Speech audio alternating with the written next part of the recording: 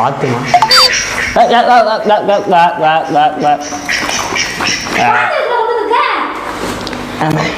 சமத்து சமத்து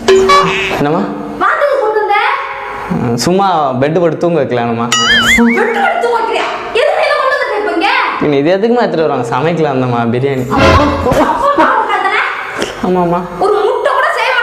அதுக்கு அப்பா தானம்மா சாப்பிடக்கூடாது நம்ம சாப்பிடலாம் ஆமா வாத்துருக்குமா வாத்துருக்கு ஆமா வாத்து மாலை விட்டுருவா மாலை விட்டுருவா துப்பாதம்மா மாமா சமைச்சிடலாமா கஷ்டப்பட்டு வாங்கிட்டு வந்தோம்மா